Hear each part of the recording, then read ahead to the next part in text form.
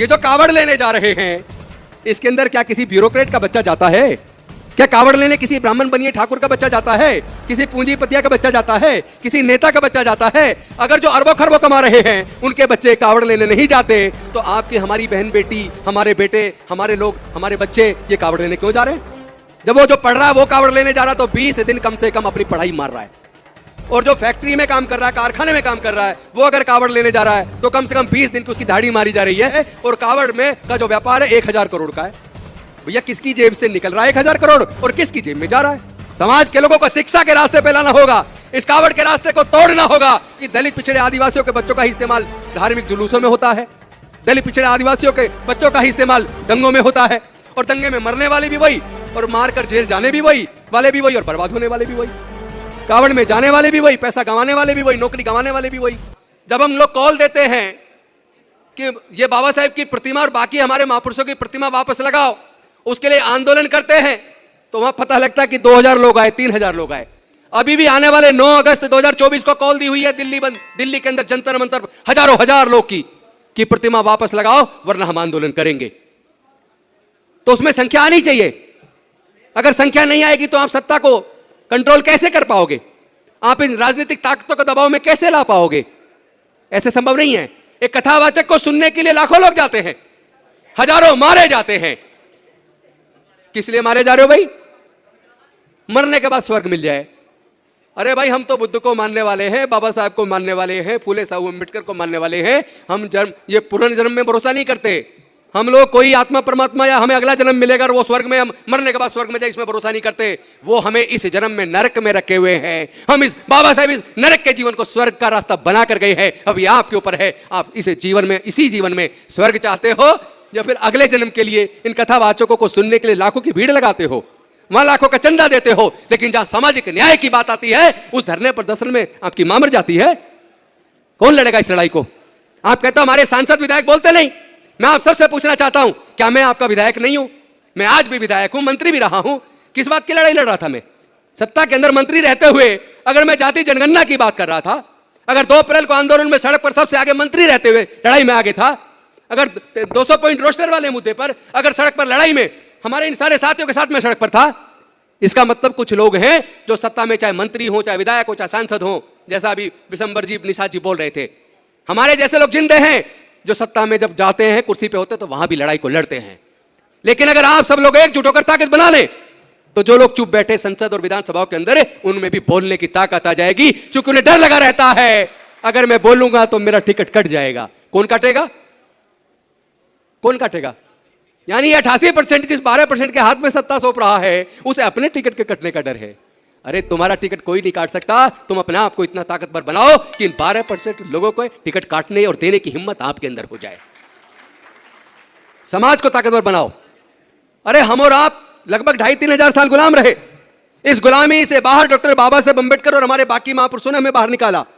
हमारे लिए पढ़ाई का रास्ता खोलकर, शिक्षण संस्थानों में रिजर्वेशन देकर, सरकारी नौकरियों में रिजर्वेशन देकर जो उन्होंने हमारे तरक्की का रास्ता बनाया था, हमारे इन्हीं सांसदों के, विधायकों के, मंत्री के रहते हुए उन्होंने ऐसी शिक्षा नीति बना दी कि सरकारी engineering college, medical college, management college, law college के अंदर भी अगर आपको 4 साल और 5 साल की डिग्री अपने बच्चे को करानी है तो 15-20 लाख रुपया आपकी जेब में होगा तो आपका बच्चा इंजीनियर बन पाएगा। इसका मतलब शिक्षा को अब छीनना नहीं है। अब मनुस्मृति की जरूरत नहीं है कि कोई मनुस्मृति दोबारा वो लागू करेंगे, बाबा साहब के संविधान को खत्म करके फिर से आपके पढ़ने के अधिकार को छीन लेंगे।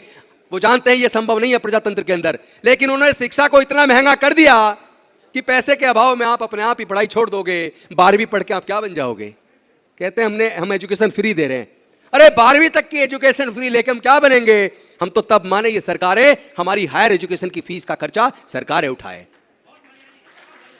देश के सारे संसाधन, सारे बैंक, सारी इंश्योरेंस कंपनियां, गैस कंपनियां, पेट्रोलियम कंपनियां, एमटीएनएल, बीएसएनएल, सब कुछ वो बेच चुके हैं। रेलवे, पोर्ट, सब कुछ वो बेच चुके हैं। और जो बिक गया वहां आपके नौकरी के अवसर खत्म हो गए, सब कुछ प्राइवेटाइज हो रहा है। तो जब नौकरी होगी ही नहीं, यानी शिक्षा महंगा करके उन्होंने हमारे लोगों से शिक्षा छीन ली और नौकरियों को प्राइवेटाइज करके उन्होंने हमारे लोगों से भविष्य में हमारे युवाओं को मिलने वाली नौकरियां छीन ली। जब ना शिक्षा होगी ना नौकरी होगी तो हमारे और आपके बच्चे क्या बनेंगे?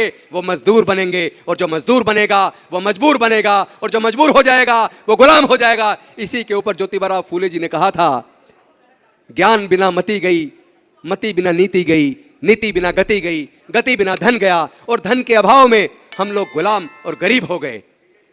तो साथियों, क्या फिर से आप अपने बच्चों को गुलाम देखना चाहते हो?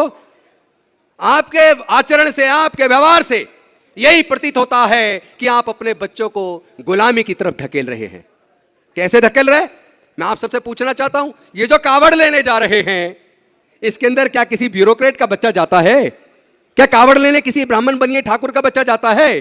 किसी पूंजीपतिया का बच्चा जाता है? किसी नेता का बच्चा जाता है? अगर जो अरबों खरबों कमा रहे हैं उनके बच्चे कावड़ लेने नहीं जाते, तो आपके, हमारी बहन बेटी, हमारे बेटे, हमारे लोग, हमारे बच्चे ये कावड़ लेने क्यों जा रहे हैं?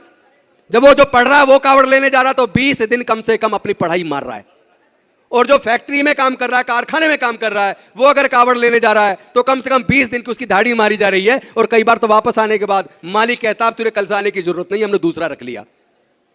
तो जहां जाने से तुम्हारी तरक्की नहीं है बल्कि आपकी गरीबी बढ़ रही है। कल ही एक डाटा आया, मैं न्यूज देख रहा था कि इस बार 3 से 4 करोड़ लोग कावड़ लेने जाएंगे, और उसी डाटा में लिखा था कि हर कावड़िया कम से कम भी खर्च लगाएं तो 3 से 4 हजार रुपया खर्च करता है, और कावड़ में का जो व्यापार है 1000 करोड़ का है।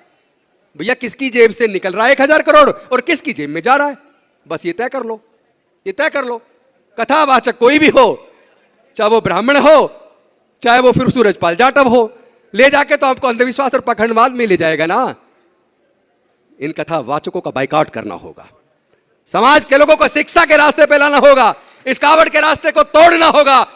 ताकत से नहीं तोड़ सकते, हमें और आपको मिलकर अपने समाज के अंदर निकलना पड़ेगा। जैसे आरएसएस के लोग जाते हैं ना, केवल आरएसएस को कोसने से काम नहीं चलेगा, उनकी कार्यशैली में अगर कोई अच्छाई है तो वो हमें ग्रहण कर लेनी चाहिए। हमें अपने समाज के बीच, अपने गांव देहात में अपने लोगों के बीच जाना पड़ेगा, क्योंकि दलित पिछड़े आदिवासियों के बच्चों का ही इस्तेमाल धार्मिक जुलूसों में होता है, दलित पिछड़े आदिवासियों के बच्चों का ही इस्तेमाल दंगों में होता है, और दंगे में मरने वाले भी वही, और मारकर जेल जाने भी वही वाले भी वही, और बर्बाद होने वाले भी वही, कावड़ में जाने वाले भी वही, पैसा गंवाने वाले भी वही, नौकरी गंवाने वाले भी वही। या हमें अब ये तो तय करना पड़ेगा ना कि हमें अपने दलित पिछड़े आदिवासी, हमारे गरीब लोगों के घरों में जाके हमें उनका ब्रेन वॉश करना पड़ेगा, उन्हें बताना पड़ेगा तुम्हारा तरक्की का रास्ता कहां है। अपने अगले जन्म के स्वर्ग के चक्कर में पड़ने की बजाय अपने इस जन्म के नरक से तो अपने आप को बाहर निकाल के इस जन्म को तो स्वर्ग बना लो। बाबा साहेब तो रास्ता बता गए, बुद्ध भी रास्ता बता गए। चलना किसको है? चलना आपको है, कोई आपको जबरदस्ती नहीं ले जाएगा। बुद्ध ने खुद कहा था, जब बुद्ध से पूछा कि क्या जो आपकी बात को सुनता है या आपका जो आपको आत्मसात करता है, क्या वो हर आदमी मोक्ष प्राप्त कर लेता है? तथागत बुद्ध ने कहा था, मैं मोक्षदाता नहीं हूं, मार्गदाता हूं। और साथ में उन्होंने कहा कि मैं तो मार्ग बताता हूं, जो उस मार्ग पे चलेगा उसके जीवन से दुख दूर हो जाएंगे, उसका कल्याण हो जाएगा, और जो उस मार्ग पे चलने के बजाय दूसरे मार्ग पे चला जाएगा उसका कल्याण नहीं होगा, उसके दुख दूर नहीं होंगे। तो उसी प्रकार आपको तय करना है कि समाज को अंधविश्वास से, पाखंडवाद से बाहर निकालना है कि नहीं निकालना। अपने बच्चों को, अपनी बहनों को, अपने बेटियों को, अपने बेटों को जहां ये सामाजिक चर्चाएं हों वहां अपने परिवार को लाना है या केवल पुरुषों को लेकर आना है? क्योंकि आप पुरुष तो आके सुन रहे हो, आपकी पत्नी बच्चे सुन नहीं रहे, तो उन्हें कैसे पता चलेगा तुम्हारा लूटने वाला कौन है, तुम्हारी हकमारी कौन कर रहा है? तो अगर अपने लोगों को एहसास कराना है, क्योंकि आदमी निकलता है सुबह, रात को घर में जा रहा है, महिलाएं भी अब हालांकि काम धंधे वाली नौकरी में आ गई हैं, लेकिन अभी भी मेजोरिटी में महिलाएं घर देख रही हैं, तो बच्चों का लालन पालन तो माँ कर रही है, दादी कर रही है, बुआ कर रही है, बेटी कर रही है, तो संस्कार भी वही दे रही है। पड़ोस में जागरण हो रहा है, वो जागरण सुनने जा रही है, कथावाचक आ रहा है, उसको सुनने जा रही है, बच्चों को साथ ले जा रही है। तो भैया संस्कार किसके सीख रहे हैं बच्चे? संस्कार उनके सीख रहे हैं। तो आप यहां लेके आओगे तो ये वाले संस्कार सीखोगे जो हम समझा रहे हैं, और वहां अगर आप यहां अकेले आओगे और आपकी पत्नी जागरण में जाएगी, कथावाचक को सुनने जाएगी, तो संस्कार उनके पनपेंगे। इसलिए जीत उनकी हो रही है, हार आपकी हो रही है। 12% सत्ता में काबिज है और 88% मांग रहा है कि हमें ये दे दो, हमें वो दे दो। अरे भाई, जो देने वाला है, जो फाइनेंस मिनिस्टर है भारत सरकार का या प्रधानमंत्री है भारत सरकार का, जिसने पूरे देश का बजट एलोकेट करना है, उससे मांग रहे हो, मांगने वाले बनो ना, मांगने वाले मत बनो, देने वाले बनो। तो ये आपको समझना पड़ेगा कि जो देश की नीति निर्धारित करता है ब्यूरोक्रेट, उसमें आपकी हिस्सेदारी कितनी है।